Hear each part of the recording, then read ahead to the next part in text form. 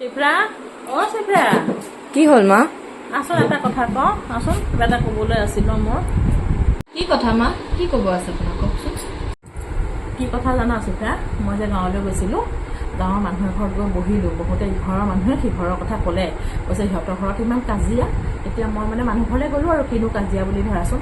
যাওঁতে মানুহ ঘৰৰ ছোৱালী বোৱাৰীজনী শুই আছে। তেতিয়া মই সুধিলোঁ কিয় শুই আছে? কৈছে শুই আছে, ঘৰৰ মানুহ মাতিছে পঠিয়াই দিম। তেতিয়া ওচৰৰ এগৰাকীয়ে ক'লে আৰু কৈছে ইমান অত্যাচাৰ কৰে ছোৱালীজনীক, ছোৱালীজনীক সৰু ছোৱালী কাম বন কৰিব নোৱাৰে যে বহুত অত্যাচাৰ কৰে জানা।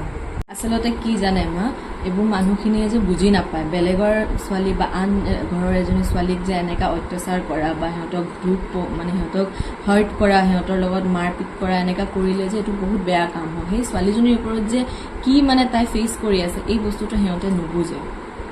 আচলতে সিহঁতে পাহৰি যায় জানা, কৰ্মই আমাৰ ধৰ্ম, এই কথাষাৰ যে। আৰু এদিন জানা সিহঁতে এই কৰ্মৰ ফল পাবই। লোকৰ ছোৱালীজনীক এনেকৈ অত্যাচাৰ কৰা কেতিয়াবা নহয় কেতিয়াবা চাবাচোন, সিহঁতে নিজৰ পৰিয়ালত হ'লেও সিহঁতে দেখিবলৈ পাব।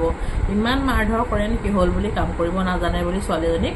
আচলতে আৰু ঘৰৰ মানুহ মাতি পেলাই যে চমজাই দিব বিচাৰিছে, সেই ছোৱালীজনীক যদি কাম বনকেইটা শিকাই ল'ব নোৱাৰে বা সৰু বুলি তাইক গোটেই আঙুলিত ধৰিতো শাহুৱেকে কথাখিনি শিকাব পাৰে দিয়াচোন। মই কৈ আহিছোঁ কিবা কিবি।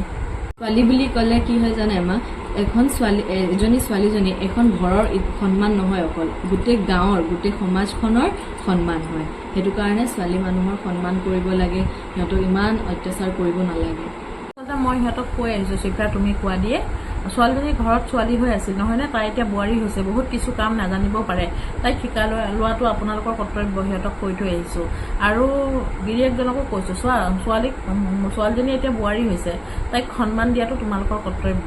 আৰু তোমালোকৰ ঘৰখনৰ লগতে গোটেই গাঁৱৰ মানুহৰ ছোৱালী এগৰাকীক সন্মান দিব লাগে, কাৰণ ছোৱালীজনী আজি বোৱাৰী হৈছে, বোৱাৰীজনীক সন্মান দিয়াটো সকলোৰে কৰ্তব্য।